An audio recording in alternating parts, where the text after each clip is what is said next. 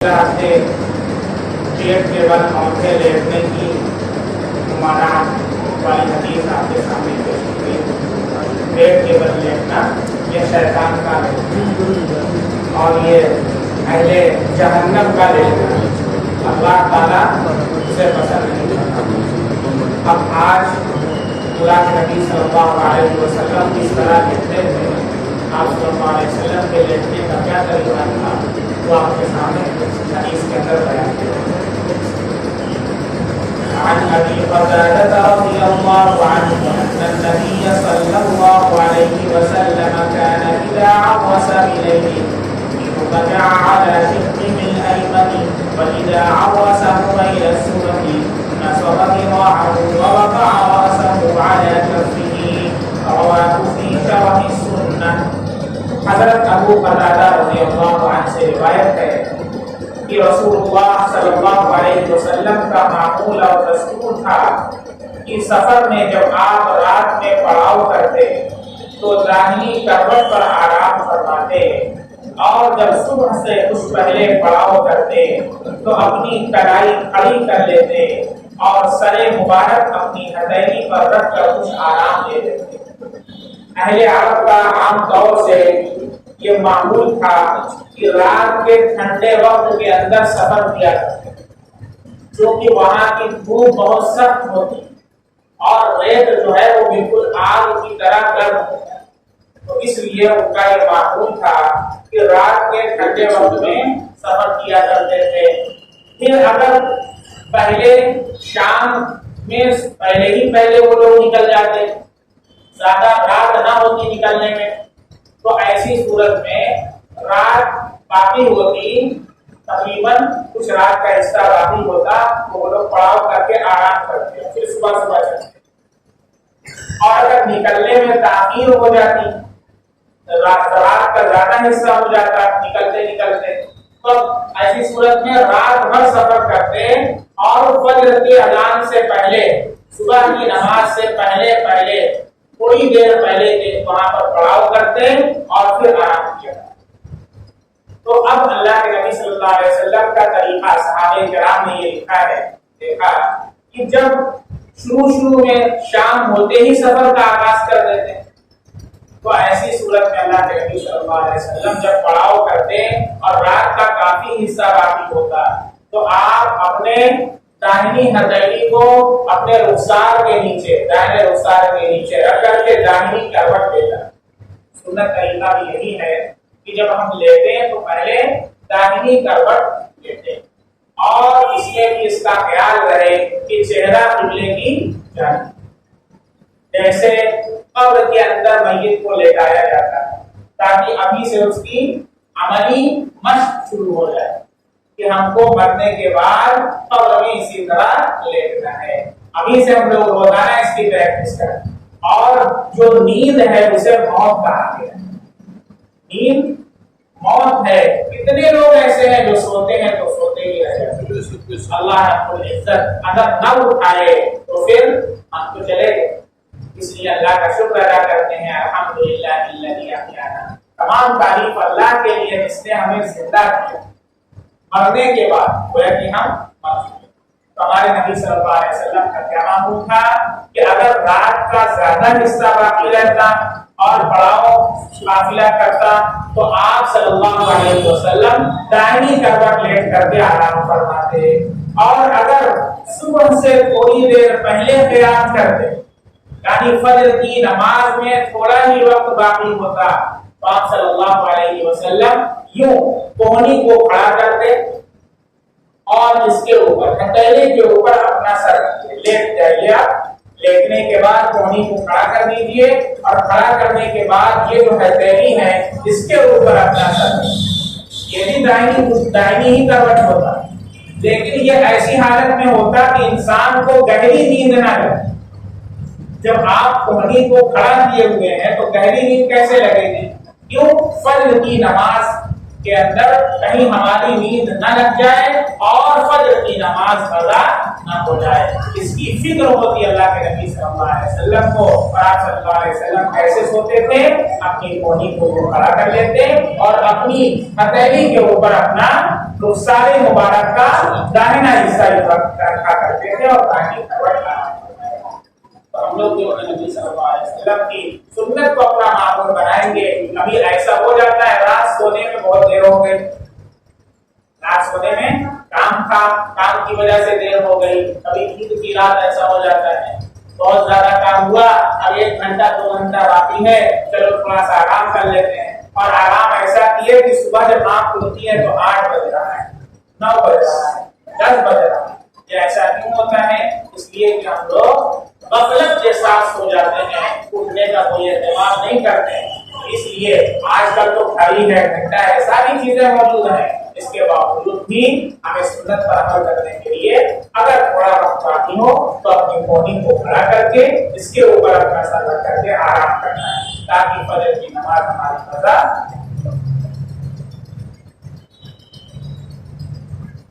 کیا اس حدیث کے اندر دعا بتائی جا رہی ہے؟ جب اللہ کے نبی صلی اللہ علیہ وسلم سوتے تو کیا دعا پڑھتے اور جب سو کر کے اٹھتے تو کیا دعا؟ عن حذيفة رضي الله عنه قال كان النبي صلى الله عليه وسلم إذا أخذ مضجعه من الليل وضع يده تحت خده ثم يقول اللهم باسمك أموت وأحيا، وإذا استيقظ قال الحمد لله الذي أحيانا بعدما أماتنا وإليه النشور، رواه البخاري۔ حضرت حذیفہ رضی اللہ عنہ سے روایت ہے کہ رسول اللہ صلی اللہ علیہ وسلم کا معمول تھا جب آپ رات کو بستر پر لیٹتے تو اپنا ہاتھ رخسار مبارک کے نیچے رکھ لیتے اور اللہ تعالیٰ کے حضور عرض کرتے اللہم بسمک اموت واحیا۔ جب سوتے تو کیا دعا پڑھتے؟ اللہم بسمک اموت واحیا، اے اللہ میں تیرے ہی نام سے مرتا ہوں اور تیرے ہی نام سے جیتا ہوں۔ اس دعا کا ہم لوگوں کو اہتمام کرنا ہے اور اپنے گھر کے اندر اپنے بچوں کو، اپنی بیویوں کو، سب کو تلقین کرنا ہے۔ اور سب سے بہتر طریقہ یہ ہے کہ جب سونے کا وقت ہو سب لوگ لیٹ جائیں تو آپ سب کو پڑھا دیا بھائی، سب لوگ سونے کی دعا پڑھ لیں۔ کیا دعا ہے؟ اللہم بسمک اموت واحیا۔ پھر ہم دوسرے دن باری مقرر کرتے ہیں، کل جو ہے فلاں صاحب پڑھائیں گے، آپ کے بیٹے ہیں ان کا نام لے کر کے بولیں محمد عفان، کل محمد عفان صاحب پڑھائیں گے انشاءاللہ، وہ عفان صاحب کل پڑھائیں گے۔ پھر جب کل وہ پڑھا لیں تو آپ پھر دوسرے بیٹی کی باری مقرر کر دیجیے کہ کل عفیفہ پڑھائیں گے، اس کے بعد اہلیہ کی مقرر کر دیجیے۔ گویا یہ عملی مشق بھی ہو جائے گی اور سب لوگوں کا اس کے اندر کیا ہوگا؟ رجحان ہوگا، کیونکہ سب لوگ اس میں شریک ہوں گے۔ ایسا نہیں کہ روزانہ آپ ہی پڑھا رہے ہیں تو اس میں آپ ہی کو صرف دلچسپی ہوگی، بقیہ لوگوں کو دلچسپی نہیں ہوگی۔ سب کو اس عمل کے اندر شریک کریں، سنت عمل کے اندر سب کو شریک کرنا ہے۔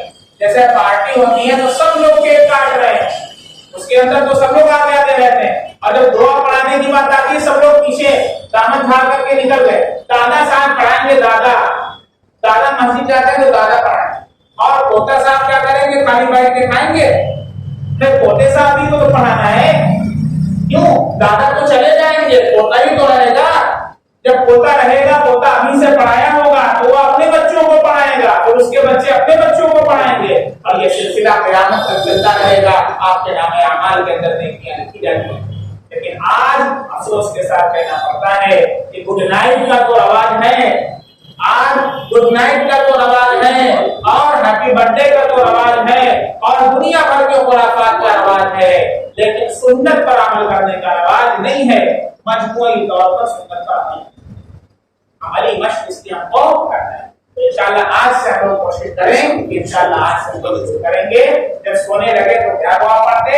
اللہم بسمک اموت واحیا، اور پھر جب آپ بیدار ہوتے تو اللہ کے حضور میں عرض کرتے الحمدللہ الذی احیانا بعدما اماتنا والیہ النشور۔ کیا ترجمہ ہے؟ تمام تعریفیں اللہ ہی کے لیے ہیں جس نے ہمیں موت دینے کے بعد دوبارہ زندگی دی آپ اسی کی طرف ہم سب کو لوٹ کر ترجمہ بھی کریں، ترجمہ بھی یاد کرائیں تاکہ ان کو پتہ چلے ہم کیا پڑھ رہے ہیں، پھر بتائیں کہ زندگی اللہ کے ہاتھ میں ہے، موت بھی اللہ کے ہاتھ میں ہے۔ جب تم سوتے ہو تو اللہ تمہیں موت دے دیتا ہے، اور جب اٹھتے ہو تو دوبارہ اللہ زندہ فرماتا ہے۔ اس لیے اللہ کا شکر ادا کرتے ہیں تو اس اللہ نے ہمیں دوبارہ زندہ کیا۔ اگر زندہ نہ کرتا تو یوں ہی پڑے رہتے اور اعلان ہو جاتا، بھائی جاؤ اعلان کرو، اعلان کرو، ابا چلے گئے، اماں چلی گئی، جاؤ اعلان کرو، اعلان کرو۔ اللہ کا شکر ہے کہ اللہ نے زندگی واپس کر دی، بیٹھ کر کے آپ دعا پڑھو۔ پھر بھی انسان دعا نہیں پڑھتا ہے۔ اللہ نے اتنی بڑی زندگی واپس کی ہے، ابھی ذرا سا کچھ ہو جائے اور آپ یہ اچھی لے کر کے دوڑ کر کے جاتے ہیں اور دنیا بھر کی سوئی پوچھی جاتی ہے، لاکھوں لاکھ روپیہ آپ کا جاتا ہے، ڈاکٹر باہر نکلتا ہے، ایسی حالت ہے، ساری گھر والے پریشان، اور ڈاکٹر کہتا ہے سیریس کنڈیشن، سب لوگ پریشان، لاکھوں روپیہ دینے کے لیے تیار، اور ذرا سا کہہ دے کہ ہاں تھوڑا سا طبیعت میں سدھار ہے، سانس آ رہی ہے، اب سب لوگ ٹھنڈی سانس لیتے ہیں۔ لاکھوں لاکھ روپیہ جاتا ہے تو اس زندگی کی قدر سمجھ میں آتی ہے۔ اللہ روزانہ زندگی عطا فرماتے ہیں، اٹھ کر کے ہم لوگ آنکھ مل کر کے کہتے ہیں یہ طریقہ مسلمان، بجائے دعا پڑھنے کے کیا کرتے ہیں کیا، اور پھر کیا کرتے ہیں، سب سے پہلا کام موبائل، کس کا میسج آیا، اللہ کے بندو توبہ کرو اللہ سے۔ کیا کرنا ہے سب سے پہلے، سو کر اٹھنے کی سنتیں ہم نے پہلے بھی بتایا ہے، آج بھی بتلا دے رہا ہے، لیکن عمل کرنے والوں کے لیے ہے۔ عمل سے زندگی بنتی ہے جنت کی، جہنم کی، یہ باقی اپنی فطرت میں نبوی ہے ناری۔ عمل کریں گے تو انشاءاللہ زندگی چمک جائے گی، عمل نہیں کریں گے تو جیسے 60 سال پہلے تھے ویسے ہی ابھی رہیں گے، اور ویسے ہی قبر میں چلے جائیں گے، ویسے ہی دنیا سے مر کر کے چلے جائیں گے۔ اور جو بچے حضرات نے بولو کہ ابھی سے عمل شروع کریں تب جا کر کے جوانی میں عمل کر پائیں گے۔ یہ مت سوچیں کہ جوانی میں کوئی انجیکشن لگ جائے گا تو عمل کرنے لگے، بچپن سے تربیت کی جاتی ہے۔ آج جو ہم لوگ اپنے بچوں کو نائرہ سوٹ سب پہنوا رہے ہیں، کہ نائرہ بہت زیادہ چلا ہوا ہے، نائرہ نام ہے نا، نائرہ چلا ہوا ہے بہت زیادہ، چاہے اس میں کمر نظر آئے، چاہے پیر کھل جائے، کوئی ہم کو فکر نہیں ہے، بس ہم کو سوٹ پہنانا ہے تو نائرہ پہنانا ہے۔ اب وہی بچی بڑی ہوتی ہے، وہی بچی بڑی ہوتی ہے، اب وہ وہی سوٹ پہنے گی جس میں کہیں جسم دکھائی دے، کہیں پر جسم کی نمائش ہو، کہیں پر سر پر دوپٹہ نہ ہو، فیشن والا سوٹ۔ اب ہم چاہیں گے کہ وہ مولانی صاحبہ بن جائیں، کیسے بنے گی؟ تو زندگی بھر کٹرینا کیف بنی ہے تو مولانی صاحبہ کیسے بن جائے گی؟ وہ عجیب صورت ہے۔ یہ چھوٹی سی بات ہے، ہم لوگ جیسے بدھو بنے بیٹھے ہیں، خوب تیار ہیں، اس کو دنیاوی لت کے اندر آمادہ کر رہے ہیں، اور جب بالکل دنیا بھر جاتی ہے اس کے اندر تو ایک پیر ہم سوچتے ہیں کہ مولانی بن جائے۔ مولانی کیسے بنے گی بھائی؟ وہ اور خراب ہوگی، اور ناچے گی، ڈانس کرے گی، وہ کبھی اپنا کپڑا بھی اتار دے گی، چڈی پہن کر کے گھومے گی، یہ ہونے والا ہے؟ بیٹھے نہیں ہے کھان سے آپ لوگ پلٹی مار کر کے۔ اگر اپنے بچوں کی فکر نہیں ہے تو وہ دن آنے والا ہے، ارتداد ہر گھر تک پہنچ چکا ہے، میرے بھائی وہ دور آنے والا ہے، بس آپ کی زندگیوں تبدیل ہے۔ آپ کے مرنے کے بعد گھروں کے اندر پرارتھنا پڑھی جائے گی، ابھی سے پڑھی جا رہی ہے، مرنے کے بعد بات چھوڑ دو۔ اور دادا دادی ابا اما کو اتنی طاقت نہیں ہے کہ وہ بچوں کو منع کر سکے۔ بھدوئی کے بہت بڑے سیٹ ہیں، ہر سال ان کی گاڑی بدلی جاتی تھی، ہر سال یہ حالت ہے۔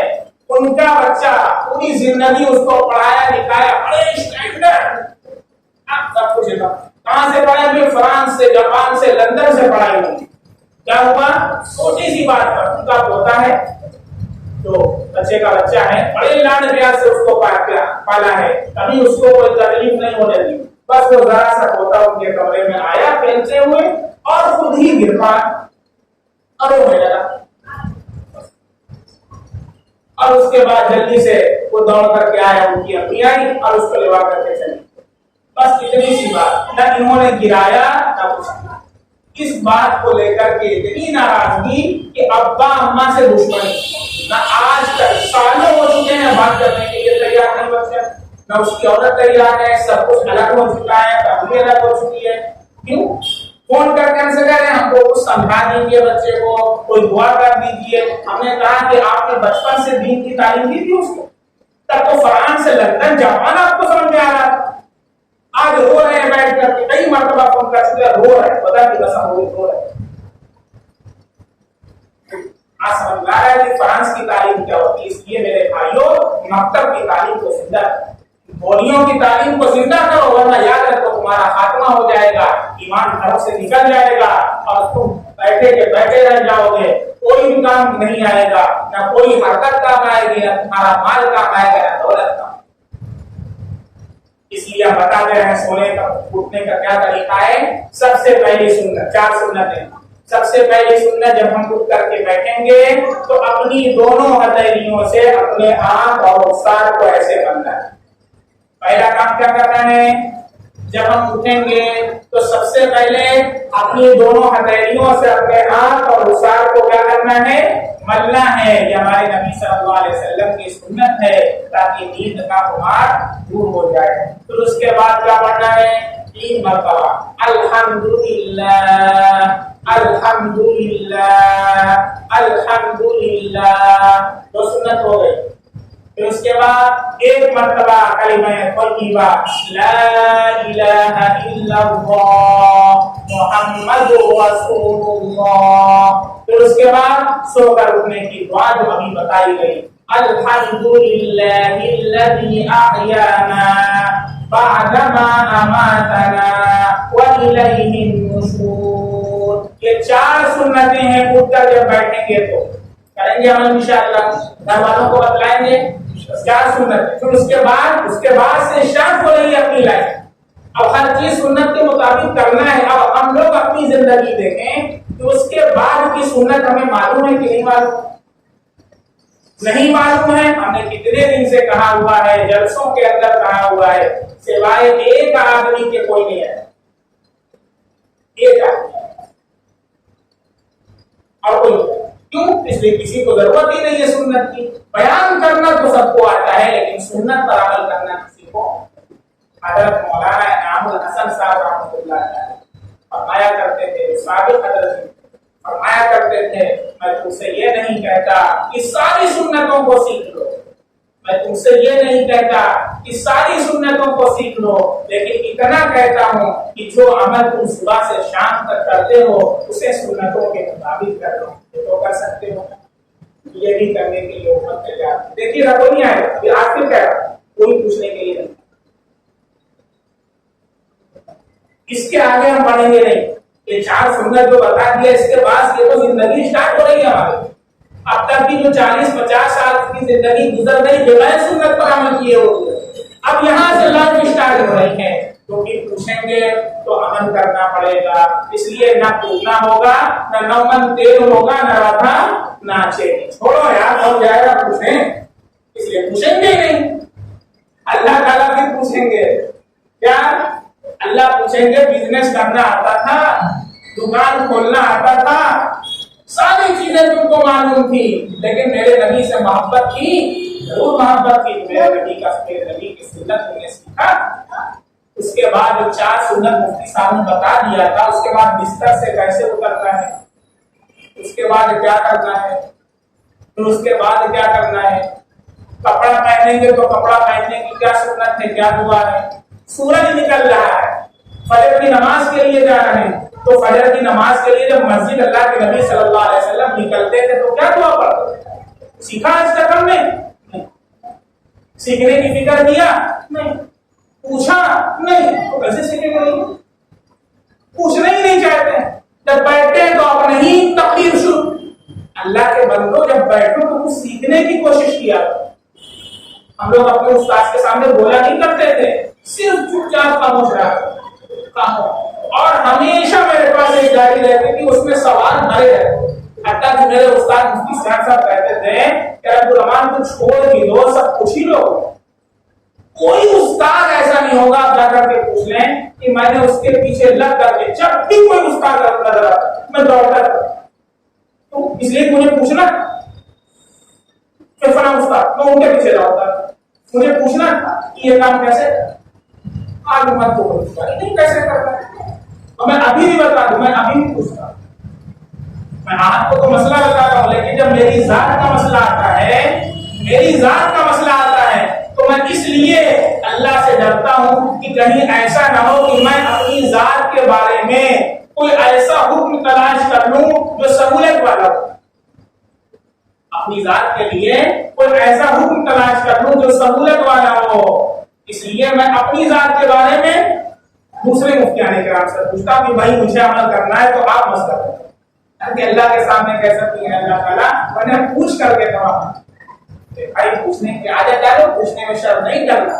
اس لیے آج جو سنتیں بتائی گئی ہیں یہ تو انشاءاللہ آج سے ہم اس پر عمل کریں گے، اپنے گھر کے سارے افراد تک اس کو پہنچائیں گے، سارے رشتہ داروں تک پہنچائیں گے، سارے محلہ والوں تک پہنچائیں گے، اور سنت کے نور سے گھر اتنا جگمگائے گا کہ ہر وقت آپ کو سنت کی روشنی نظر آئے گی، نور نظر آئے گا۔ اللہ کے نبی صلی اللہ علیہ وسلم کی سنت ہی کے اندر نور ہے، اور سنت کے علاوہ جہالت ہے، تاریکی ہے، اندھیرا بھی ہے کہ انشاءاللہ۔ سو کر اٹھ کر اللہ کے نبی صلی اللہ علیہ وسلم مسواک کا اہتمام، سو کر اٹھنے کے بعد حتیٰ کہ مسواک جب سوتے تو یوں سرہانے رکھ کر کے سویا کرتے، یہ بھی اللہ کے نبی کی سنت ہے، سوتے تو مسواک رکھ کر سوتے، مسواک کر کے سوتے اور جب اٹھتے پھر مسواک کیا کرتے۔ تو اب دیکھیں مسواک کے اہتمام کے بارے میں اللہ کے نبی صلی اللہ علیہ وسلم کی حدیث عن ابن عمر رضی اللہ عنہما ان النبی صلی اللہ علیہ وسلم كان لا ينام الا والسواك عند راسه فاذا استيقظ بدا بالسواك رواه احمد والحاکم۔ حضرت عبداللہ بن عمر رضی اللہ عنہما سے روایت ہے کہ رسول اللہ صلی اللہ علیہ وسلم کا معمول تھا کہ سونے کا ارادہ کرتے تو مسواک اپنے سرہانے رکھ لیتے، پھر جب بیدار ہوتے تو سب سے پہلے مسواک کیا کرتے، مسواک کہاں رکھتے؟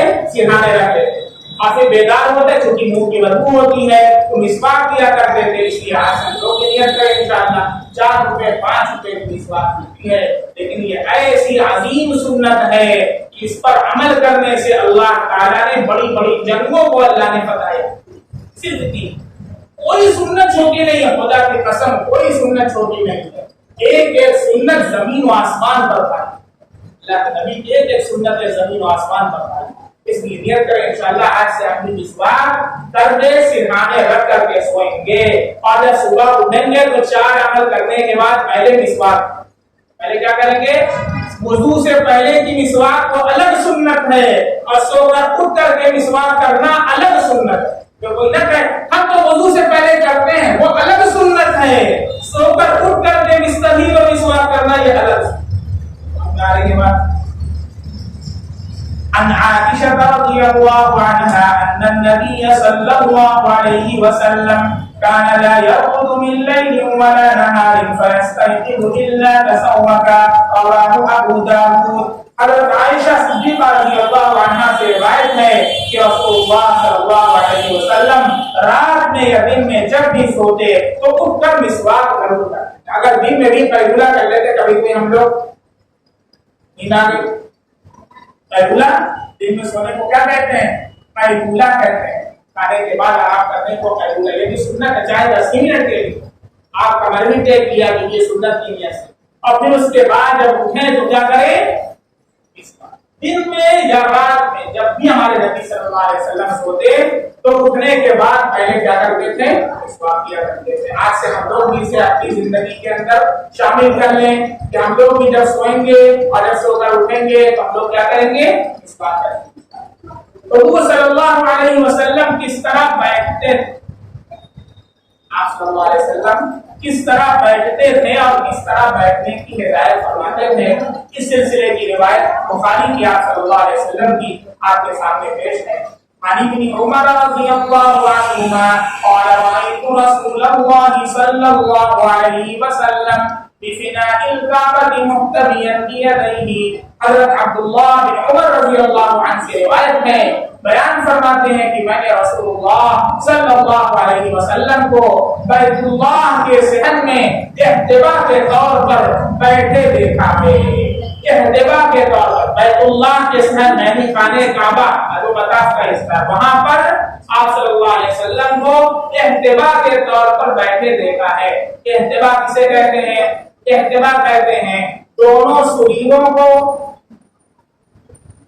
दोनों पंजों को जमीन पर रखना और दोनों पैर को खड़ा कर लेना, ऐसे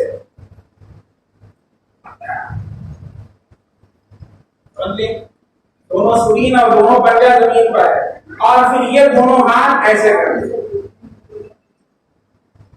इसे अरबी में बोलते हैं इत्तिबा और उर्दू में बोलते हैं गोट मारकर बैठना। गोट मारकर बैठना कुछ लोगों को मालूम होगा, गोट मारकर बैठना ये तजल्लुल और आजिजी वाला बैठना है, मस्काट वाला बैठना है। कभी रईस और मुतकब्बिर आदमी ऐसे नहीं बैठता। वो कैसे बैठेगा? ये तजल्लुल और आजिजी वाला बैठना। हमारे नबी सल्लल्लाहु अलैहि वसल्लम के बैठने की कैफियत नकल फरमा रहे हैं कि इत्तिबा के तौर पर बैठे हुए देखा। इत्तिबा समझ गए? दोनों जानू खड़े होंगे, दोनों सुरीन और दोनों पंजा जमीन पर होगा, दोनों हाथ का यह हल्का عن جابر بن سمرة رضي الله عنه قال كان النبي صلى الله عليه وسلم إذا صلى الفجر تربع في مجلسه حتى تطلع الشمس حسنا رواه أبو داود. حضرت جابر بن سمرہ رضی اللہ عنہ سے روایت ہے کہ حضرت صلی اللہ علیہ وسلم کا یہ معمول تھا کہ فجر کی نماز سے فارغ ہونے کے بعد آپ اپنی اسی جگہ میں چہار زانو بیٹھے رہتے تھے یہاں تک کہ آفتاب اچھی طرح نکل آتا تھا. اس حدیث سے معلوم ہوا کہ حضرت صلی اللہ علیہ وسلم احتبار کی شکل کے علاوہ کبھی چہار زانو یعنی پلکی مار کر کے بھی بیٹھا کرتے تھے. اور فجر کی نماز کے بعد جب فجر کی نماز ہو جاتی تو آپ صلی اللہ علیہ وسلم کی شراب تک اسی طرح بیٹھے رہتے اور پھر اشراق کی نماز ادا فرمایا کرتے. مجلس میں آنے والے کو چاہیے کہ مجلس کے کنارے ہی بیٹھے. جیسے مجلس ہے, بیان ہو رہا ہے, اب کوئی آ رہا ہے تو اسے کیا چاہیے؟ اسے چاہیے کہ جہاں جگہ ملے وہیں پر بیٹھ جائے. بیچ کے اندر جو ہے لوگوں کو چیر کر کے آگے بڑھنا, تو اس سے کیا ہوتا ہے لوگوں کی توجہ بیان کرنے والے سے ہٹ جاتی ہے اور اس کی طرف مشغول ہو جاتی ہے, اور پھر جو بات کہنا چاہ رہا ہے تقریر کرنے والا وہ بات کا جو مقصد ہے وہ فوت ہو جاتا ہے. اس لیے اس سے منع فرمایا ہے. عن جابر بن سمرة رضي الله عنه قال كنا إذا أتينا النبي صلى الله عليه وسلم جلس أحدنا حيث ينتهي رواه أبو داود. حضرت جابر بن سمرة رضی اللہ عنہ سے روایت ہے کہ ہم لوگوں کا یعنی صحابہ کا یہ طریقہ تھا اور دستور تھا کہ جب ہم میں سے کوئی حضور صلی اللہ علیہ وسلم کی مجلس میں آتا تو حاضرین مجلس کے درمیان سے گزر کر کے آگے جانے کی کوشش نہیں کرتا تھا بلکہ کنارے ہی بیٹھ جائے, جہاں جگہ ملتی تھی وہیں پر بیٹھ جائے. اس سے کیا پتا چلا کہ اہل مجلس کا یہ حق ہے کہ بھائی جو پہلے بیٹھا ہوا ہے اس کو ہم کراس کر کے آگے نہ جائیں. ہاں الا یہ کہ اللہ کے نبی صلی اللہ علیہ وسلم نے کسی کو بلانا ہوا کوئی آدمی پیچھے بیٹھا ہوا ہے تو آپ بلاتے تو پھر وہ آ جاتا ہے. تو کبھی اگر اس کی ضرورت پیش آ جائے تو بیان کرنے والا کسی کو آگے بلا سکتا ہے, کسی اور وجہ سے بھی بلا سکتا ہے تو وہ آگے آ سکتا ہے. لیکن خود ادب یہ ہے کہ جہاں جگہ ملے وہیں پر بیٹھ جائے. اسی طریقے سے حلقہ کے بیچ میں آ کر بیٹھ جانا بھی سخت ہے. لوگ حلقہ بنا کر بیٹھے ہوئے ہیں. حلقہ سمجھ رہے ہیں؟ یہ داغا جیسے بنا ہوا ہے, یہ حلقے کی شکل, یہ حلقے اور پھر یہاں پر بھی بنا ہوا. حلقہ بولتے ہیں چاروں طرف سے گولائی ہونی چاہیے, ٹھیک ہے. تو حلقے کی شکل بنی ہوئی ہے اور آپس میں مشورہ ہو رہا ہے یا جو ہے کچھ امور پر تبادلہ خیال ہو رہا ہے. اب اس میں کوئی صاحب آ کر کے بیچ میں سب کو چھوڑ چھاڑ کر کے گھس کر آ کر بیچ مجمع میں بیٹھ جائے تو یہ کیا ہے؟ ممنوع ہے, سخت ممنوع ہے. حتیٰ کہ اللہ کے نبی صلی اللہ علیہ وسلم نے ارشاد فرمایا کہ ایسا شخص قابل لعنت. عن حذيفة ملعون على لسان محمد صلى الله عليه وسلم من قعد وسط الحلقة وهو مقيم به ابو داود. حضرت حذیفہ رضی اللہ عنہ سے روایت ہے کہ حضرت محمد صلی اللہ علیہ وسلم کی زبان مبارک نے اس شخص کو قابل لعنت قرار دیا ہے جو بیچ حلقہ میں بیٹھ جائے. اچھا کیوں بھائی قابل لعنت قرار دیا ہے؟ آخر اس نے اتنا بڑا کیا جرم کر دیا کہ وہ لعنت کا مستحق ہو گیا جو بیچ میں آ گیا؟ تو اس کی تین توجیحات محدثین نے بیان کر. تین توجیحات. سب سے پہلی توجیہ تو یہ ہے کہ اللہ کے بندے حلقہ بنائے بیٹھے ہیں. ایک متکبر یا بے تمیز اور ادب سے ناشنا آدمی لوگوں کے اوپر سے پھلانگ کر حلقے کے بیچ میں آ کر بیٹھ جاتا ہے. بلا شبہ یہ سخت مجرمانہ ہے. اس نے کیا کیا ہے؟ مجرمانہ فعل کیا ہے اور ایسا آدمی لوگوں کی لعنت کا مستحق ہے. اس لیے سب سے پہلی توجیہ اللہ کے نبی نے فرمایا کہ ایسا آدمی قابل لعنت ہے. دوسری توجیہ یہ کی گئی ہے کہ اللہ کے کچھ بندے حلقہ بنائے بیٹھے ہیں اور آمنا سامنا. حلقہ بنانے کا مقصد کیا ہوتا ہے؟ آمنا سامنا، فیس ٹو فیس. ہم کوئی بات کہیں تو سب لوگ میری بات کو سنیں، ڈائریکٹلی، انڈائریکٹلی نہیں، ڈائریکٹلی. ٹھیک ہے، کوئی اور بات کہے تو میں اس کی بات کو ڈائریکٹلی سنوں. تو یہ مواجہہ، اس کو کیا بولتے ہیں؟ مواجہہ. انگلش میں بولتے ہیں فیس ٹو فیس، اردو میں بولتے ہیں آمنا سامنا. یہ جو آمنا سامنا ہو رہا تھا، یہ آدمی جو آ کر کے بیچ میں بیٹھ گیا تو اس نے کچھ لوگوں کے درمیان آڑ بن گیا. کیا بن گیا؟ آڑ بن گیا. اور آمنا سامنا جو ہو رہا تھا وہ کیا ہو گیا؟ ختم ہو گیا. تو مواجہہ باقی نہ رہا. ظاہر بات ہے کہ یہ بیہودہ حرکت ہے، اس لیے بھی وہ قابل لعنت ہے. تیسری توجیہ یہ کی گئی ہے کہ اس سے مراد وہ مسخرے ہیں. مسخرے سمجھ رہے ہیں؟ جو مذاقیہ لوگ ہوتے ہیں، ہر وقت ان کو چٹکلے ہی سوچتا ہے. جب بیٹھے تو آدمی رہے نا شروع، کبھی اللہ کی بات، اللہ کے نبی کی بات، کبھی اللہ کے نبی کی سنت، ارے ہے نہیں. جب بیٹھے گے چٹکلا، مسخرے اس کو بولتے ہیں، مسخرہ آدمی. تو مسخرہ مراد ہے جو لوگوں کے بیچ میں ان کو ہنسانے کے لیے بیٹھ جاتے ہیں، اور یہی ان کا مسئلہ ہے. تو جہاں پائیں گے تو لوگوں کو بیچ میں گھس جائیں گے، چٹکلا سنانا شروع کر دیں گے. ایسی بات یہ بیہودہ حرکت ہے. آدمی کس مقصد سے بیٹھا ہوا ہے، کیا بات کر رہا ہے، آپ بیچ میں گھس گئے وہاں پر. ٹھیک ہے، اس لیے اس سے منع کیا گیا ہے. لعنت کا مستحق ہے متفرق ہو کر بیٹھنے کی ممانعت. اسی طریقے سے اگر مسلمان تھوڑے سے ہوں تو ان کو چاہیے کہ مجتمع ہو کر کے گئے، ساتھ میں مل کر کے گئے. اسلام کے اندر اجتماعیت پر بہت زور دیا ہے. اجتماعیت کا مطلب سب لوگ مل کر کے ایک ساتھ اتحاد کے اندر رہیں. یونٹی کیا مطلب؟ اتحاد اور اتفاق کے ساتھ رہیں. اختلاف سے جتنا ہو بچنے کی کوشش کریں. ایک حدیث میں کہا گیا ہے کہ اختلاف جو ہے کہ دین کو ایسے موڑنے والا ہے، لڑائی دین کو ایسے موڑنے والی ہے جیسے اسورا سر پر سے بال کو موڑ دیا کرتا ہے. اس لیے اختلاف سے، انتشار سے ہمیشہ بچنے کی کوشش اور فکر کرنی چاہیے. تو ہم دیکھیں اللہ کے نبی صلی اللہ علیہ وسلم تشریف لاتے ہیں اور صحابہ کی جماعت ہے جو منتشر ہو کر کے بیٹھی ہوئی ہے. آپ صلی اللہ علیہ وسلم نے اسے پسند نہیں فرمایا ہے. عن جابر بن سمرة رضي الله عنه قال جاء رسول الله صلى الله عليه وسلم وأصحابه جلوس فقال ما لي أراكم عزين. اللہ کے نبی تشریف لائے اور دیکھا کہ صحابہ متفرق بیٹھے ہوئے ہیں.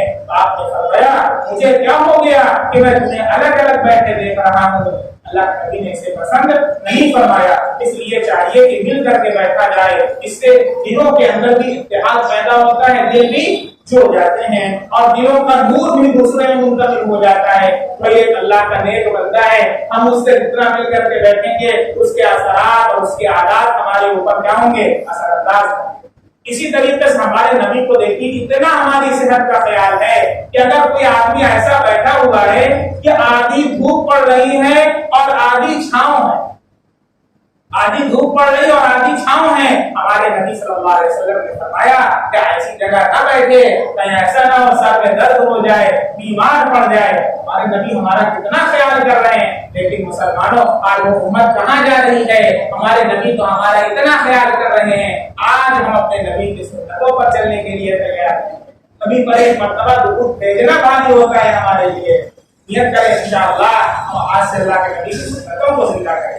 عن ابي هريره رضي الله عنه ان رسول الله صلى الله عليه وسلم قال اذا كان احدكم بالفيء ففلس عنه الظل فصار بعضه بالشمس وبعضه بالظل فليقم رواه ابو داود. حضرت ابو ہریرہ رضی اللہ عنہ سے روایت ہے کہ رسول اللہ صلی اللہ علیہ وسلم نے فرمایا جب تم میں سے کوئی سایہ کی جگہ میں بیٹھا ہو پھر اس پر سے سایہ ہٹ جائے اور پھر اس کے جسم کا کچھ حصہ دھوپ میں اور سائے میں ہو جائے تو اسے چاہیے کہ وہ اس جگہ سے اٹھ جائے تاکہ وہ بیمار نہ پڑے اور طبی لحاظ سے بھی اسے انشاءاللہ اگلے ہفتے مجلس میں گفتگو کرنا، ہنسی مذاق کرنا، چھینک اور جمائی وغیرہ کے بارے میں ہمارے نبی صلی اللہ علیہ وسلم نے ہمیں کیا ہدایات دی ہیں انشاءاللہ اگلے ہفتے اس کے اوپر حدیث آپ کے سامنے پیش کی جائے گی اور آپ صلی اللہ علیہ وسلم کی ہدایات آپ کو بتلائی جائیں گی.